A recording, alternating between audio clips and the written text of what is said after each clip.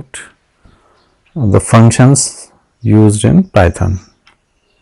So this is your new chapter, that is chapter number 3, working with function. So let us begin with this chapter now.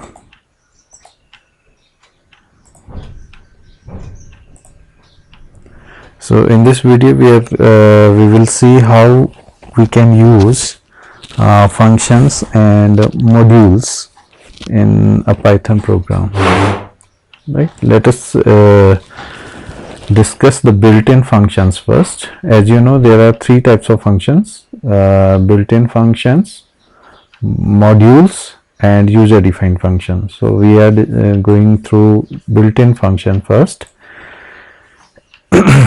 All built-in functions in Python are stored in standard library, and we don't need to import any module or file for using them. Means जितने भी आपके Python में built-in functions हैं उनको use करने के लिए आप उनको डायरेक्टली यूज कर सकते हैं और वो स्टैंडर्ड लाइब्रेरी के अंदर स्टोर रहते हैं। और जब भी हम किसी Python प्रोग्राम में काम करते हैं तो स्टैंडर्ड लाइब्रेरी के अंदर जितने भी फंक्शंस होते हैं वो ऑटोमेटिकली इंपोर्ट हो जाते हैं। तो आपको अलग से स्टैंडर्ड लाइब्रेरी को इंपोर्ट करने के लिए कोई स्पेसिफिक कमांड नहीं देना होता है, right? So you can directly use these functions in your program. So some of the built-in functions that you already have used are max, min, len, etc. Right?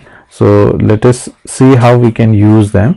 Suppose you have a list L that contains 5 elements: 12, 4, 66, 7 and 8.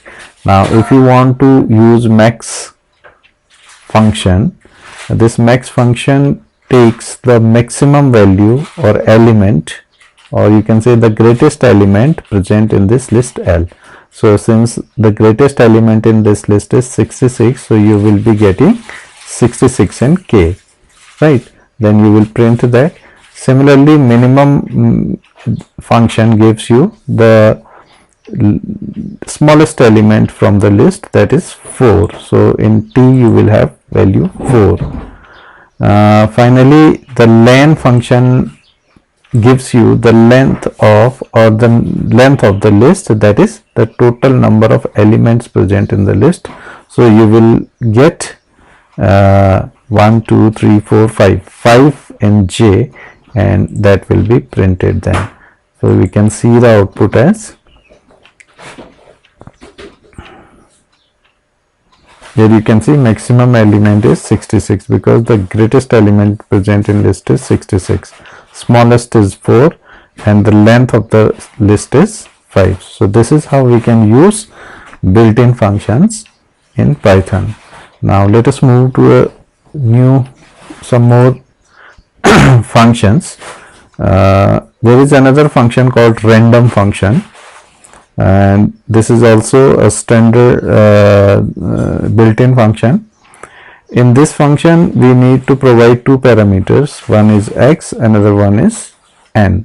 This x is the number which this function rounds the number up to given number of decimal places.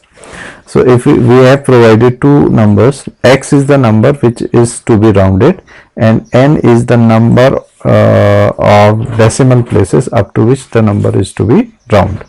Now let us take a number n as this. Now suppose we have to round this number up to 1 place of decimal. 1 place of decimal. It means if this is the number, 1 place of decimal means after decimal point on the right hand side there will be only 1 digit, right? So rest of the digits will become 0.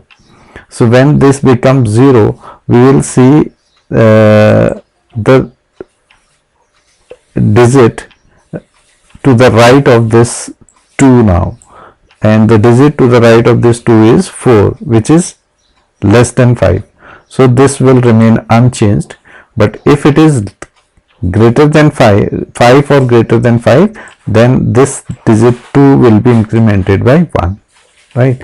Simply क्या करेंगे हम, जो ये number है इसमें क्योंकि decimal के एक प्लेस तक आपको राउंड करना है, तो क्योंकि डेसिमल के बाद एक प्लेस का मतलब इस डिजिट तक आपको इसको राउंड करना है, तो हम देखेंगे इसके राइट हैंड साइड में जो डिजिट है अगर वो 5 या उससे ज्यादा है तो इसको एक बढ़ा देंगे, और अगर नहीं है, लेस है 5 से, तो it will remain unchanged, right.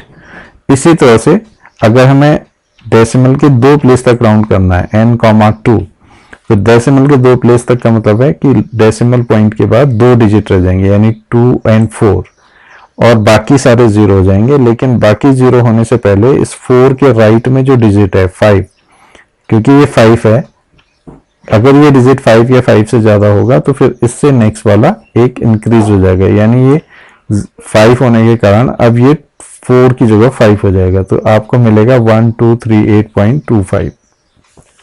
Similarly अगर हम 0 करते हैं, round n,0, it means decimal place के 0th प्लेस तक राउंड करना है, यानी डेसिमल के बाद कोई डिजिट नहीं होना चाहिए, तो ये सिंपली क्या हो जाएगा 1238, राइट।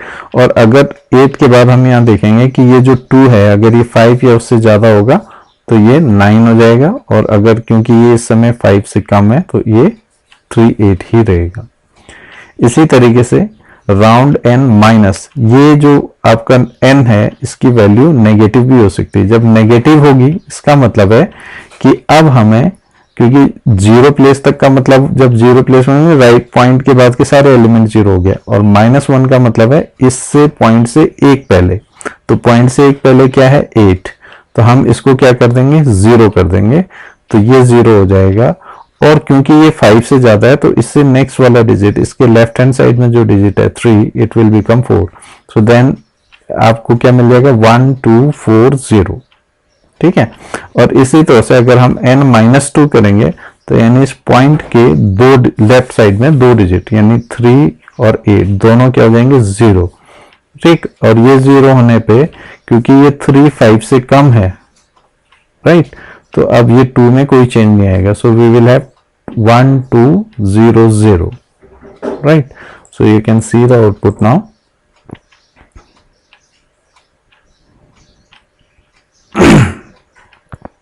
आप देखिए नंबर आपके पास ये था, जब आपने राउंड n,1 किया तो एक प्लेस तक, डेसिमल के एक प्लेस तक ये राउंड हुआ, और ये 4 होने, बाकी सारे 0 हो जाएंगे, तो ये 2 ही रहा, और ये 4 था तो इसमें कोई चेंज नहीं आएगा।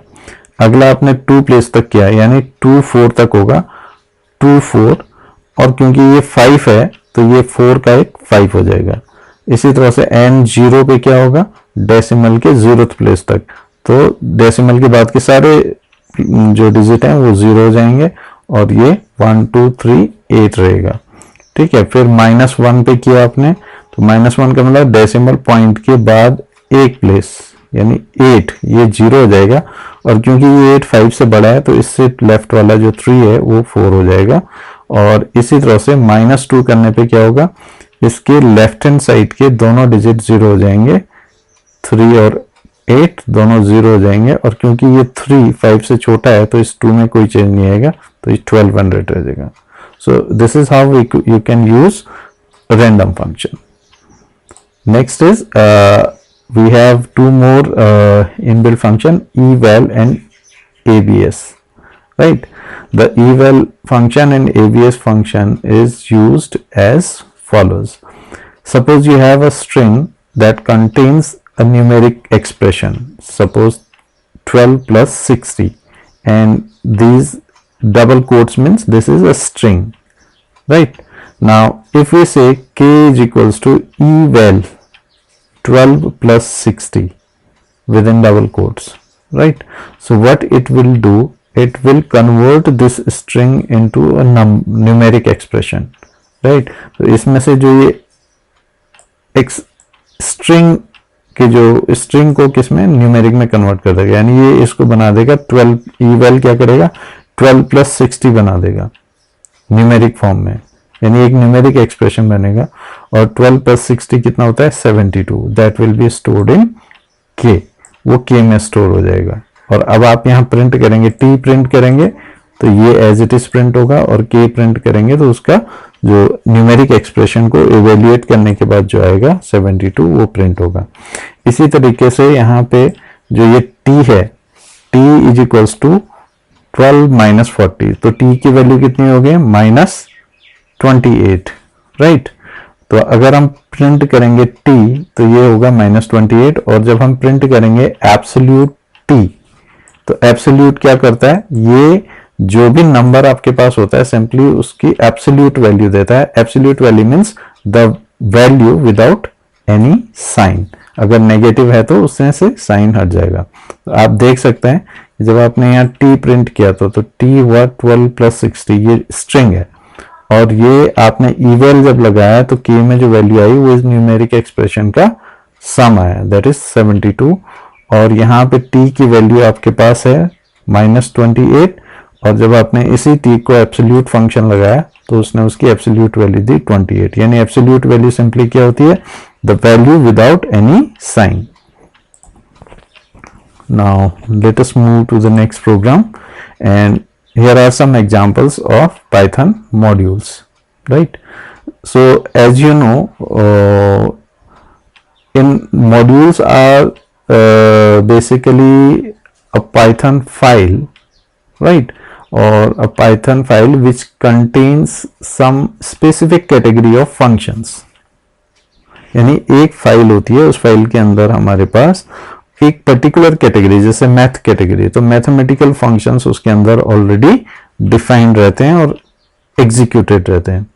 तो ये जो कॉमनली यूज्ड फंक्शंस होते हैं इनको डायरेक्टली हम अपने प्रोग्राम में यूज कर सकते हैं, और ये यूजर के कॉमन रिक्वायरमेंट को फुलफिल करने के लिए होते हैं, राइट।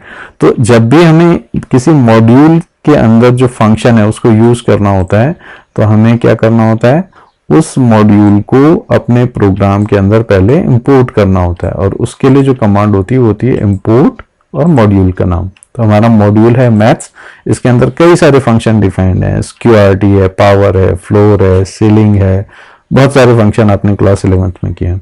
तो अब इनमें से कुछ स्पेसिफिक फंक्शन है जो हम यहाँ पे देखेंगे। जैसे पहला फंक्शन है फ्लोर और दूसरा है सीलिंग। अब दोनों में बहुत माइन्यूट सा डिफरेंस है, आप देखिए क्या होता है। जैसे रैंडम, ये बेसिकली किस काम में आते हैं दोनों, फ्लोर और सीलिंग। ये आपको जो आप इसके अंदर पैरामीटर पास करते हैं उसको इंटीजर में कन्वर्ट करता है, उस नंबर को इंटीजर में कन्वर्ट करके आपको रिटर्न करता है। तो अब इंटीजर में कैसे रिटर्न करता है, जो फ्लोर फंक्शन है ये क्या करता है, जो भी आपने नंबर दिया हुआ है सपोज n, तो ये n से छोटा, ठीक है, जो n से छोटा जो इंटीजर नंबर होगा इसके इस नंबर से छोटा, और लार्जेस्ट इंटीजर नंबर, इस नंबर से छोटा लार्जेस्ट इंटीजर नंबर। तो अब आप ये देखेंगे इसमें जैसे 21.4 है, तो इसके आसपास दो, इसके नियरेस्ट दो इंटीजर नंबर कौन कौन से हुए, एक 21 हुआ और दूसरा 22, ठीक है। लेकिन आपको लेना इनमें से वो है जो इससे छोटा हो, तो 22 तो इससे बड़ा हो जाएगा, तो इससे छोटा कौन सा होगा 21, तो इसमें रिजल्ट क्या आएगा 21, ठीक है। और अगर आप लेते हैं -21.4 तो इसके दो नियरेस्ट इंटीजर हो गए -21 और -22, ठीक। और आपको लेना है कौन सा, इस नंबर से छोटा, तो इस नंबर से छोटा कौन सा हुआ -22, आप तो इसका रिजल्ट आएगा -22। आप देख सकते हैं 21 आया इस केस में और 22 आया दिस। तो मतलब फ्लोर का मतलब है कि जो भी नंबर आप पास कर रहे हैं उससे छोटा नियरेस्ट इंटीजर, तो इससे छोटा नियरेस्ट इंटीजर क्या हो जाएगा 21, और इस केस में नेगेटिव के केस में -21 और -22 में छोटा कौन सा होगा -22, so you will get -22। Ceiling में इसका उल्टा होता है, सीलिंग में भी नियरेस्ट इंटीजर आता है लेकिन वो इंटीजर इस गिवन नंबर से बड़ा होना चाहिए। तो जैसे 21.4 में 21 और 22 दो नियरेस्ट इंटीजर हो गए, लेकिन इससे बड़ा होना चाहिए, तो इससे बड़ा means 22, so you will get 22। And similarly in case of -21.4 -21 and -22 will be the two nearest integer, and out of these the minus 21 is greater than this number, so you will take minus 21. So this is how the floor and ceiling function works in Python. Then we have another module called, then we have some modules now. Math module में आपने देखा किस तरह से functions काम करते हैं. अब एक और मॉड्यूल होता है that is called random module, and this is very important module used in Python. तो इसके फंक्शन अंदर जो फंक्शंस डिफाइंड होते हैं वह है एक रेंज फंक्शन. रेंज फंक्शन में आप ये कैसे काम करता है, जिस तरह से रेंज फंक्शन काम करता है ना, लगभग उसी तरह से ये काम करता है. तो इसके लिए रैंडम फंक्शन को पहले इंपोर्ट करेंगे. फिर आपने लिखा random डॉट रेंज 0,5. तो 0,5 का मतलब क्या होता है? 0,5 का मतलब हुआ कि 0 से लेके 4 तक, इसमें 5 इंक्लूडेड नहीं होगा. ठीक, तो ये फंक्शन क्या करता है, रैंडम नंबर, इंटीजर नंबर, कोई भी रैंडम इंटीजर नंबर जनरेट करता है बिटवीन 0 एंड, अब यहाँ 5 है तो 4 तक, यानी 0 से लेके 4 तक कोई भी नंबर आ सकता है. और आप प्रिडिक्ट नहीं करेंगे, ये सिस्टम प्रिडिक्ट करेगा कि कौन सा नंबर हो सकता है. जैसे मैं अभी इसको रन करता हूं तो 0 आया, तो 0 से 5 तक कोई भी आ सकता है. फिर रन किया मैंने,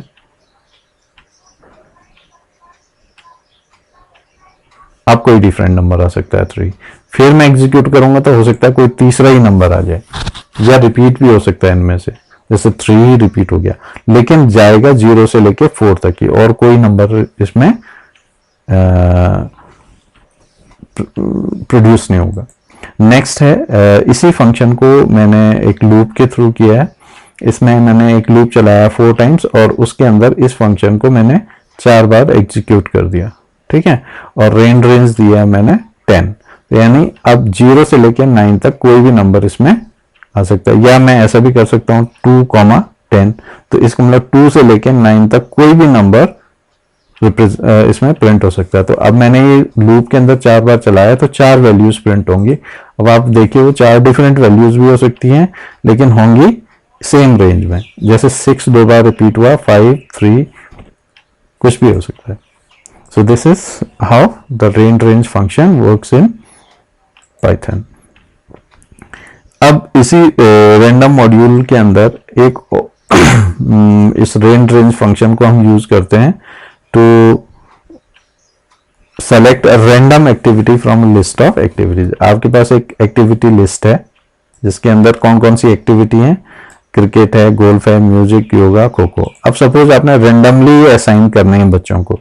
ठीक है, किसी बच्चे को कोई भी वो आप एक्टिविटी असाइन करना चाहते हैं, तो आपने इसमें एक लेंथ निकाल लिया इसके 1 2 3 4 5. तो लेंथ 5 है. अब आपने कहा x equal to random dot range ln. तो यहाँ 5 होगा, इसका मतलब 0 से लेके 4 तक कोई भी नंबर यहाँ पे जनरेट होगा इसके अंदर.